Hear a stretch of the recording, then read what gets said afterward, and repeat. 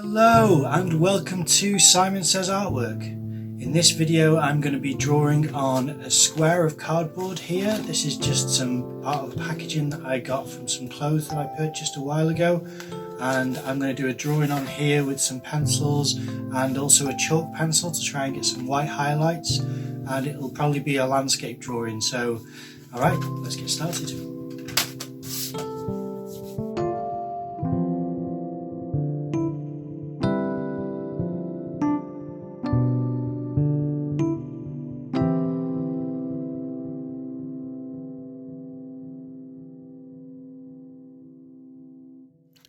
Now this drawing is of a house which is local to me, and I've admired it several times, so I thought it would be best if I take a photograph and try to draw it, because it is something which I thought was quite a nice looking house.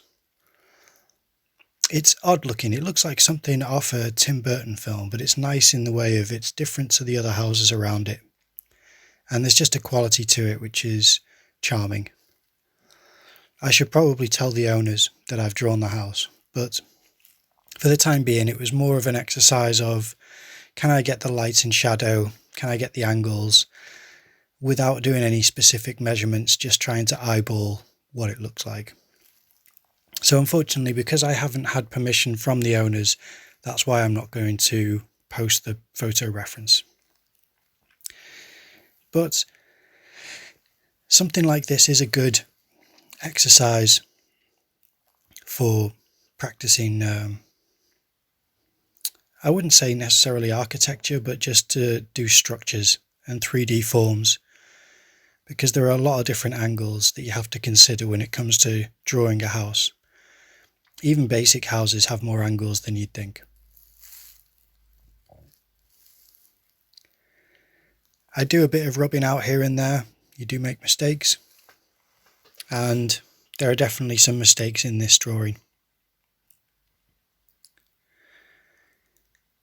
There are a few locations local to me that I'd like to draw, but this is one which I've had on my mind for a while, so I'm glad to have taken the time and made an attempt. I'd like to try again as well. This is the type of study which this is a first attempt, and I may need to have a second or third.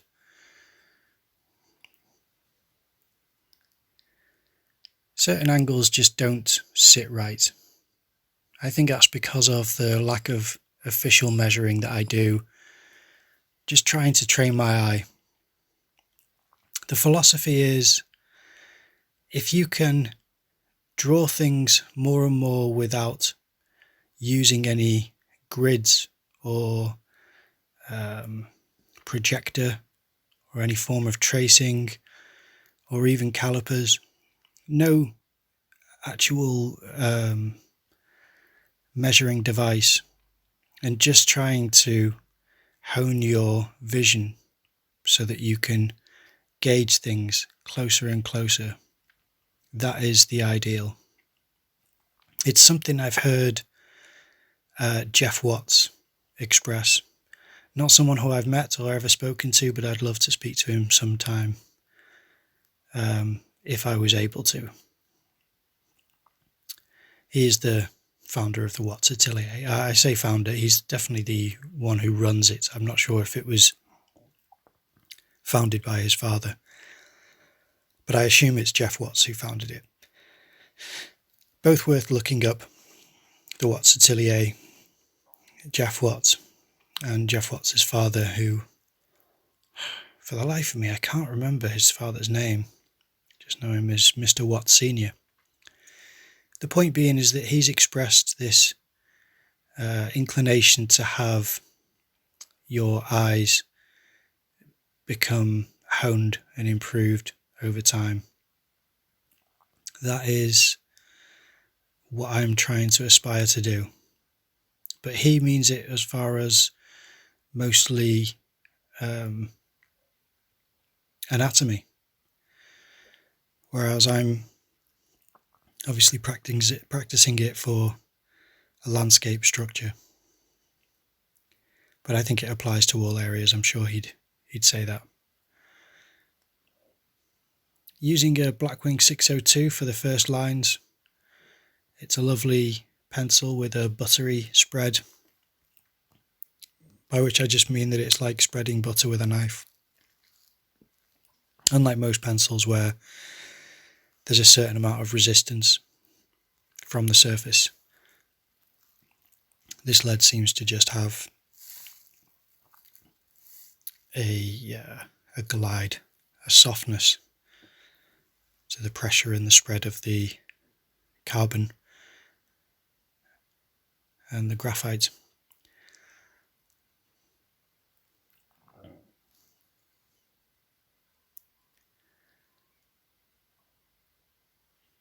There are certain parts of this house which would be nice to have more time spent on them, and I think it would require scaling up the canvas.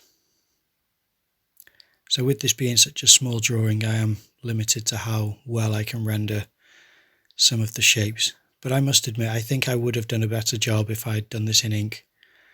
I'm just more proficient in ink than I am with a pencil. But that's why it's worth practicing. Plus, some of the decisions that you are forced to make in order to draw something like this are how you learn.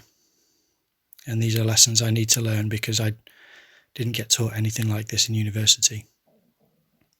I'm going to try and do a lot more of this because of that deficit from my university experience, where I've become out of practice and just separated from my areas of interest. So this is now just ticking off certain measured spots, again just measured with my eye, but so long as I put in markers for where things sit, then I can commit with a softer pencil. And I also have I think it's called, I think it might be white charcoal they call it, not sure, or it could even be a pastel pencil, but either way it's a white pencil. It's always worth having one of those in your pencil case, because if you ever have a surface which is not white, then a white pencil can really add a lot to the drawing.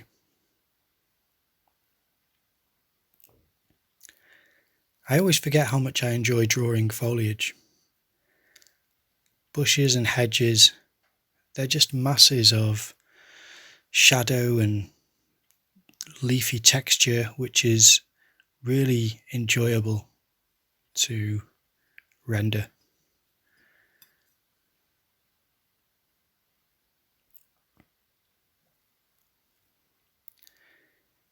I think I get lucky here with the framing of the piece, but in the future I may look back on this and see how I should have composed the image differently.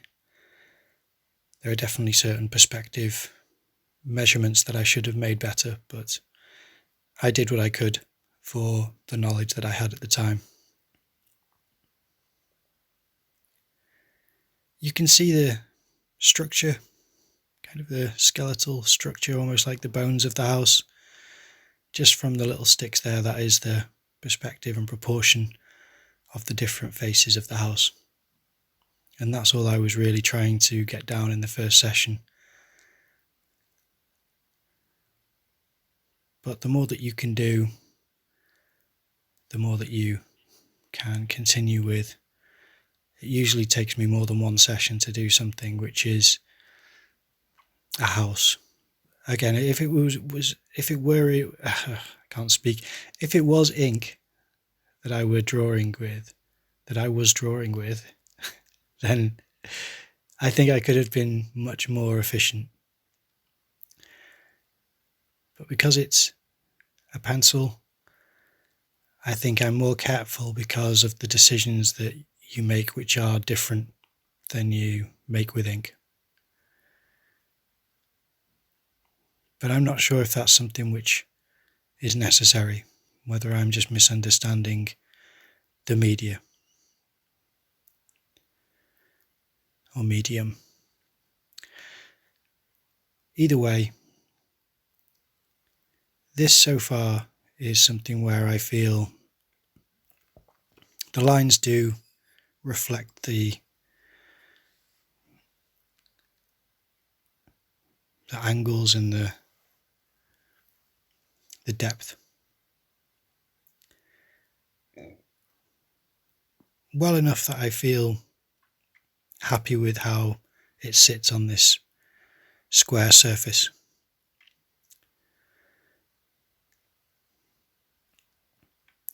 Sometimes it's hard to make decisions of how much to include or to subtract from the reference.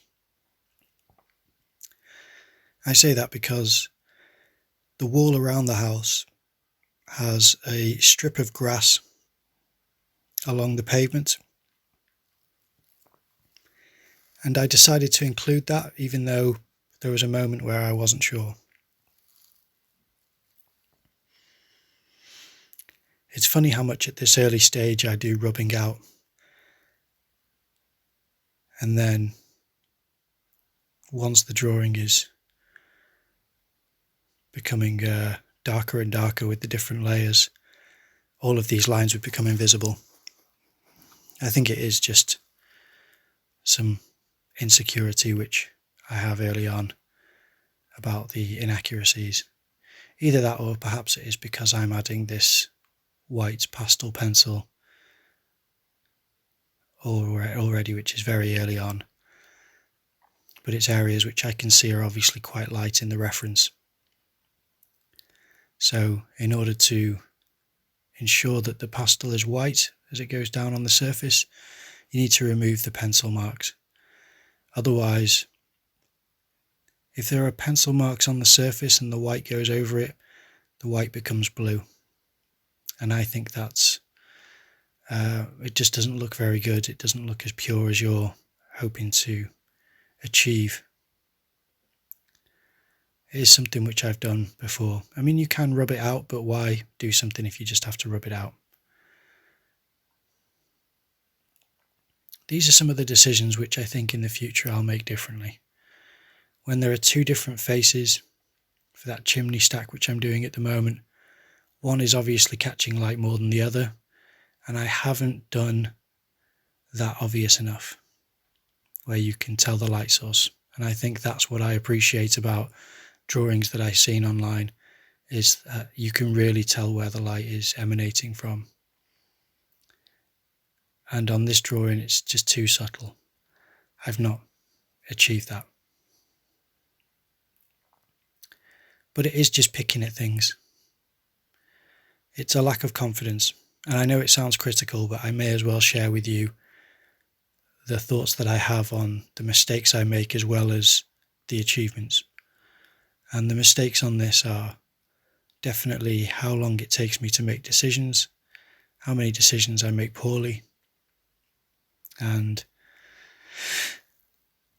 probably some of the foundational structure that I'm building all these details on top of, which I should have spent more time mapping out in boxes as opposed to committing to the outline. Instead, if you just do the frame beneath it, the 3D cubes and triangles and all the different shapes which make up these forms, then I probably would have had a more solid foundation. But for what it is, I think it's okay. It does deliver a landscape.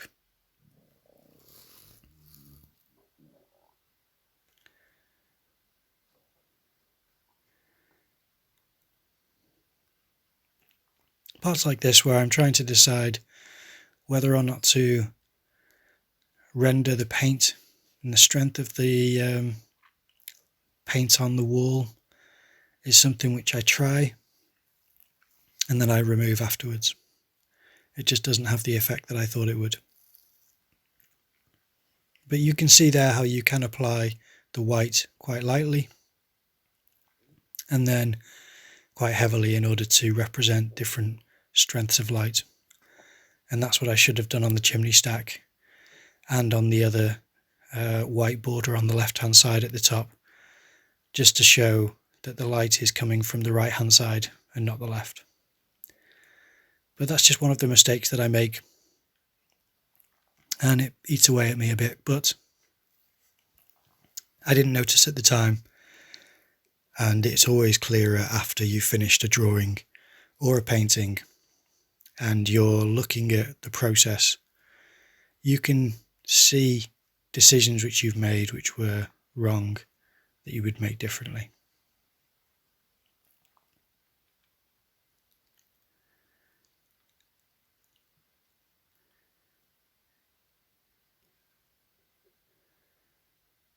Certain parts of this white which I'm adding is probably too early at this point, but I think I was keen to do it because of the separation of mid-tone and light, and I should really have gone in with the shadow first. I imagine my concern was once the shadow is in and the mid-tone shades that are darker than the surface are in, then I'd be nervous about applying the white. That was my thought process at this point.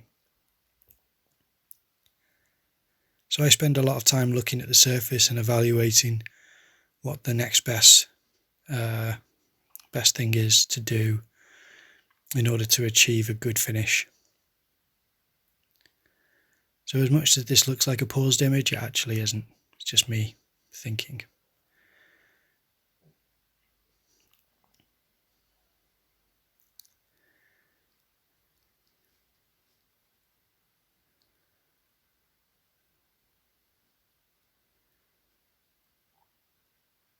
Parts of the foliage are enjoyable because they are vague and random. I think you get away with a multitude of sins. And I think it's nicer once you start to add the shadow.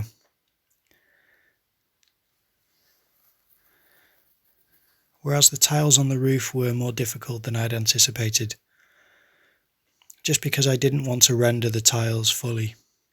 I wanted to keep them as vague light and shadow shapes, just surfaces that were either catching light or weren't.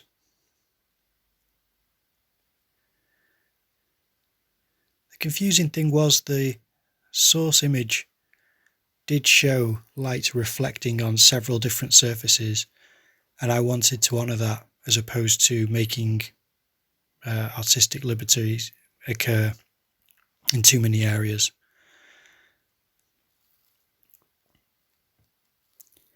Most of the time, if you trust the process of observe, render, and then commit, you will achieve a likeness. I should have probably put measure in there, but that was part of my observe step or stage of the process.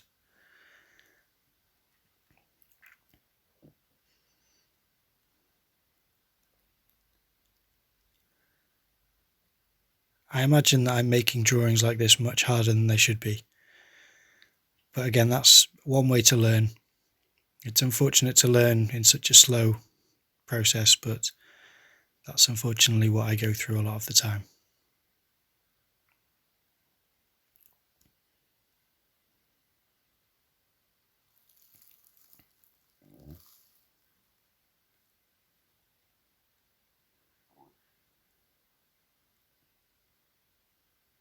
It's a lot of time thinking, analysing the image, and pulling things back if you think they're wrong.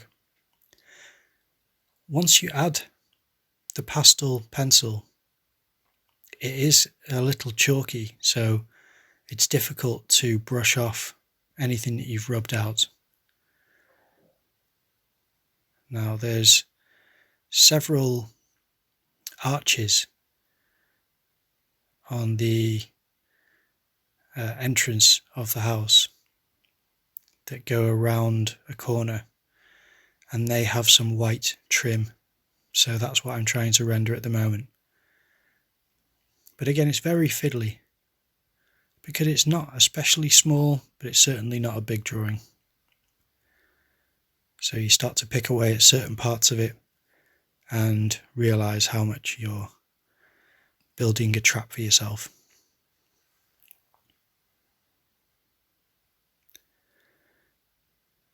But on reflection, I would say it's too much rubbing out.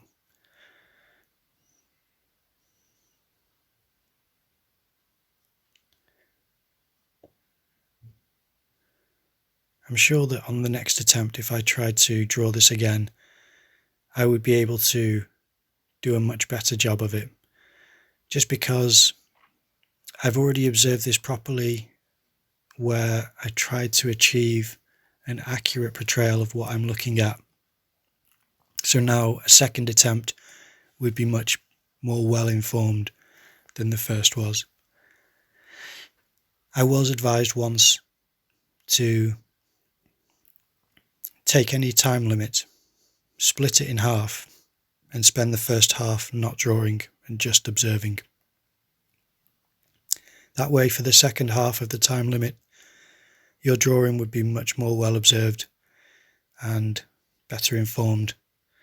And it is true, I have tried that on life drawing classes.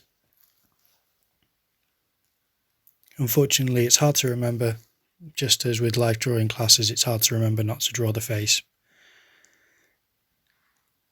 The reason you don't draw the face for life drawing is because that's a portrait drawing observation, whereas you should be drawing the form, the shoulder to hip ratio, the gestural marks.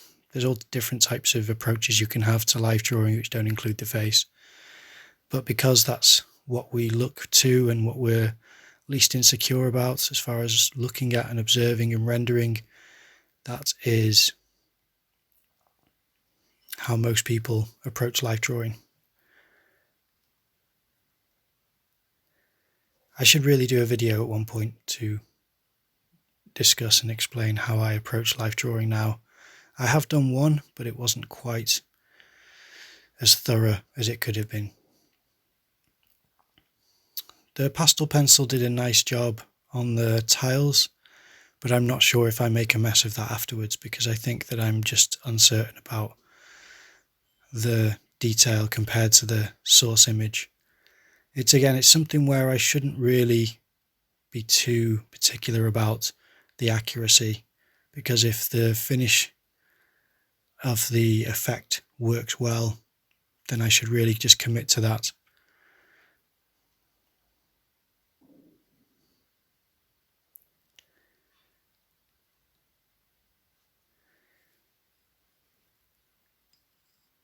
You might hear some background noise between me talking. If you do, I apologise. That will be either someone in the background or my stomach rumbling as I've just finished a meal, so it's starting to gargle and digest the food. And I also have a fish in a fish tank that's just being fed, so they are now rattling away at the substrate to get any remnants of the food. So apologies for that.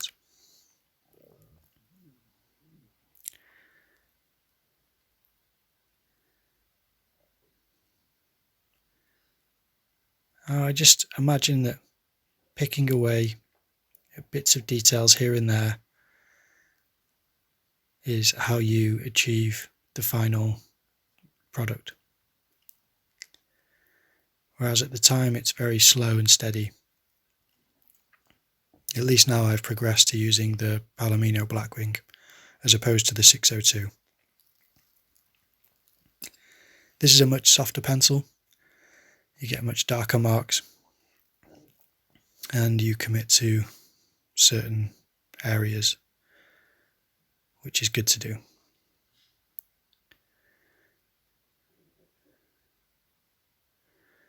Just boxing off certain shapes and trying to progress through the piece.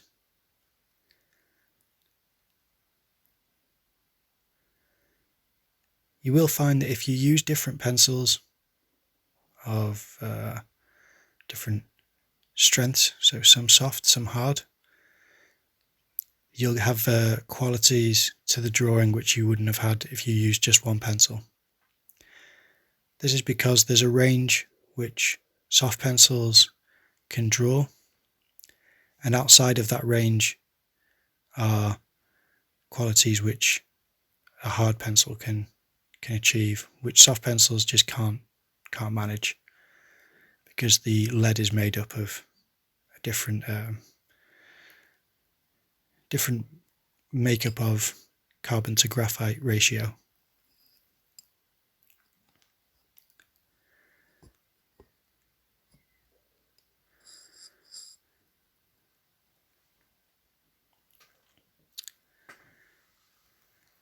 On this drawing, I think I only used the 602, the Palomino Blackwing, and the pastel white pencil. But at least with these three, I have a limited range, and they do cover different strengths.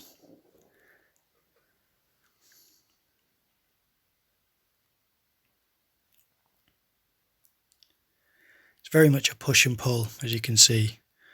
In case you don't know what push and pull means, it's putting in a mark and then rubbing it out, or partially rubbing it out.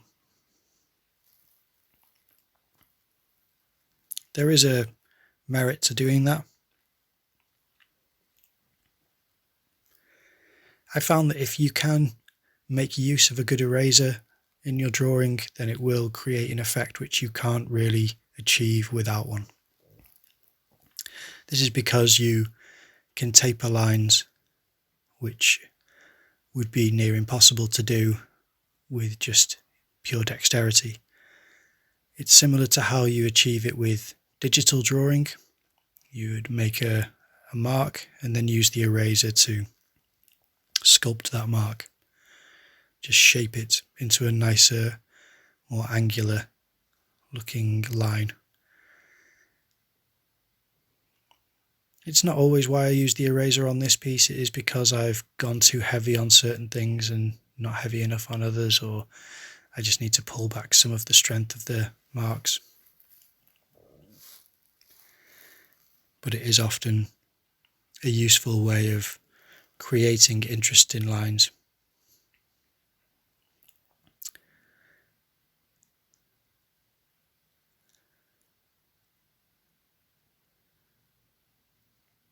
As you can see, piece by piece, it is just all adding together, just with little bits of shading here and there, and little bits of applied light. And although I could have done this much quicker if I were sat among peers and given a time limit, I really did make a meal out of this, and it's just something where you have to forgive yourself if you've taken too long.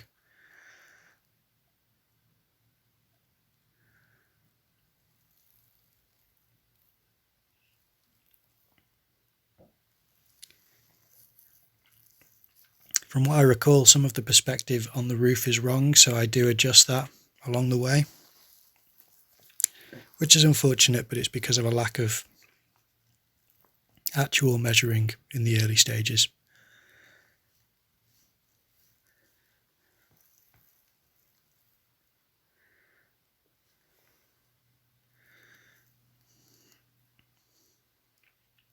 Even with the mess that I'm making, you can see how it's quite enjoyable and charming, and at the time I'm not stressed out about these mistakes. I'm just enjoying the actual process and discovery.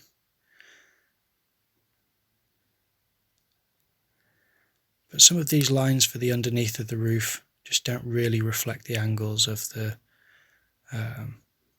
vanishing points accurately. I think it's on the left hand side, it just doesn't join up, so I change that later. Now at long last, I'm going into the outside of the house and shading in the large trees that sit behind the house and around it. And I think this adds a lot. Adding an environment to this type of a drawing is worthwhile. It shows its scale to a greater extent, and it gives you the opportunity to introduce new shapes that aren't quite as rigid as a house.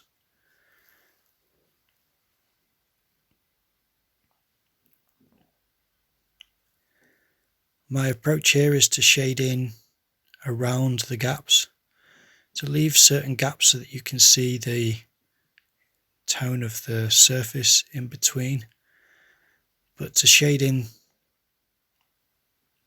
as gently as possible, and then afterwards to introduce darker areas and bits of texture. I've done this before and it's worked well, but it's sometimes hit and miss depending on how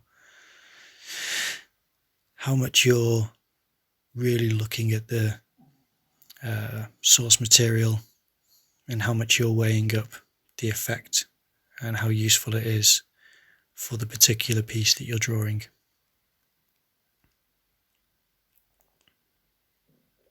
It does take bits of pulling back, which is what I'm doing with the eraser at the moment, but that doesn't really hurt.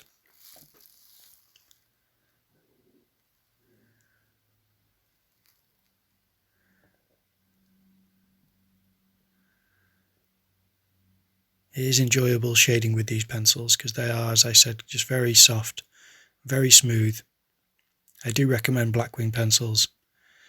Although I've heard some people don't like them as much, I've had a great experience using them, and I think the eraser is just an added bonus because it's an almost chisel tip eraser that's removable. Very useful, and just a really nice, considered design. The more that I get these trees in behind and around the house, the more I feel comfortable with the drawing. At the moment it looks like a big cloudy shape, but you start to see its form.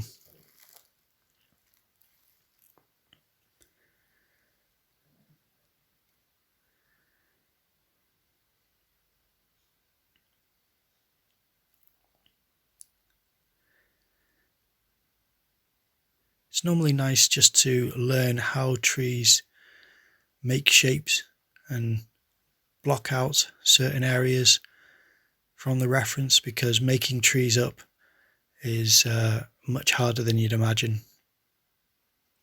And so when you get the opportunity to look at a tree and draw the outline that it cuts in the sky, it is really an enlightening process. This is part of that enjoyment of doing foliage where it's all squiggly lines, and the more that you trace back over them, the more that they blend and become something which is quite textural and adds a lot to the image and to the environment.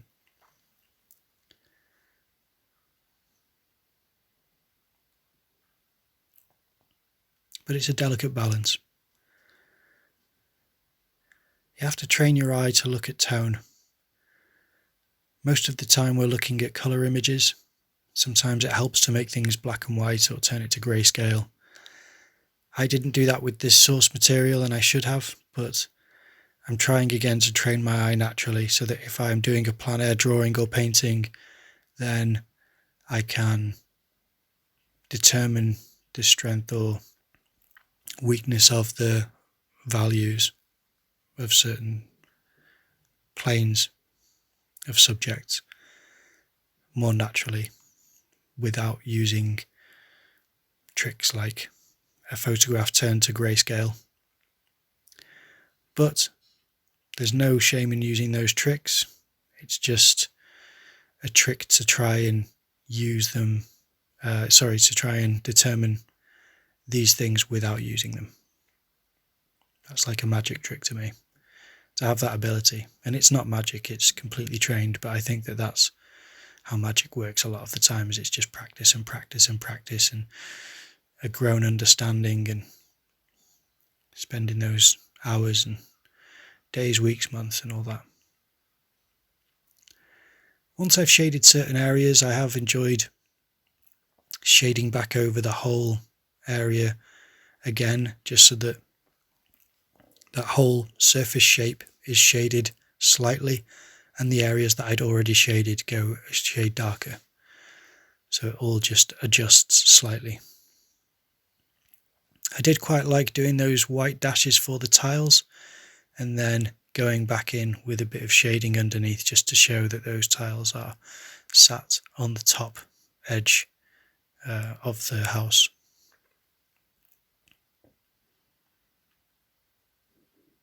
There are other trees on the right hand side, but I haven't quite gotten to them yet, and they all just create this lovely environment. The next time I draw this, as I said, I'm going to try and strip it back to as simple a shape as I can.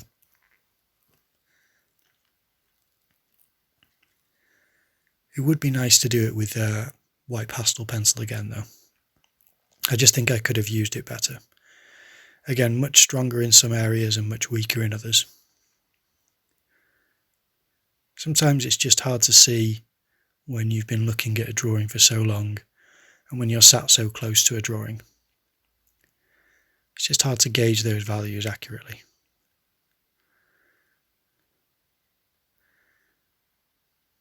But, as I said earlier, keep picking away at the different details here and there, and eventually it starts to grow into a completely 3D looking shape.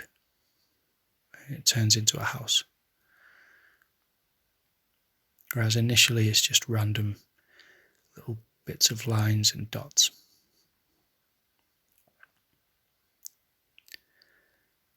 I do try to encourage a critical eye, but I understand that my own is still in its infancy. I do forgive myself too often for mistakes or for not going longer on certain sessions in order to achieve a better finish.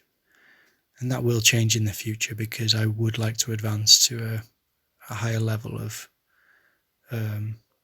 achievement in drawing, a more professional finish, a more considered shading and line.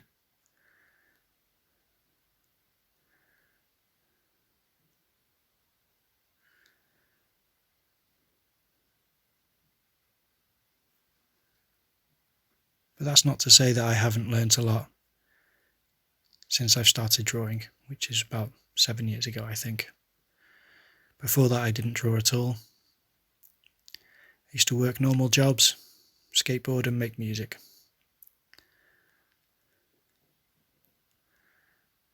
So now here it's transitioned into a time lapse, so you have to excuse the frame rate, but it will show how I pick away at the details here and try to advance the drawing more quickly. And it really is just going over what's already there.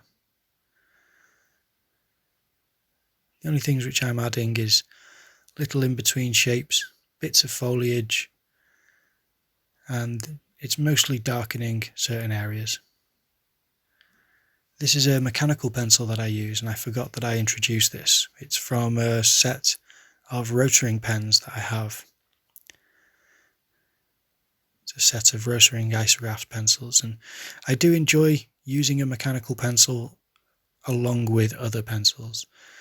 However, using it on its own, I don't think has the same quality to a drawing that normal artist pencils have.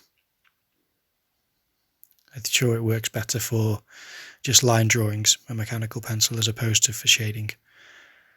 So I think that's how I use it with drawings like this, is just for sharpness, in contrast with the other lines that I draw, which are a lot more blended.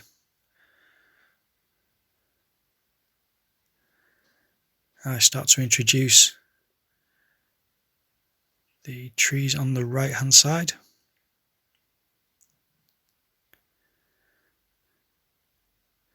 Then this is that patch of grass which runs along the pavement that I was trying to decide on earlier. As I said, darkening certain areas really does a lot. It's the same with painting in my experience. You put in as much as you can, and then you darken certain areas, and that creates a nice finish to the piece. It could have been better, but I still quite like what I achieved there. Okay, that is the drawing done. I hope you liked that. It was quite an interesting process. I still feel as though I got some improvements to make on drawings of that type of style, but all in all I think it worked out okay. You know, it's quite an interesting piece. There are certain things that I like and certain things that I don't like, but I'll try to improve upon that and retain that information for future drawings. But yeah, if you did like the video, please leave a like, comment down below, subscribe to the channel, ring that notification bell, and I will see you in the next video.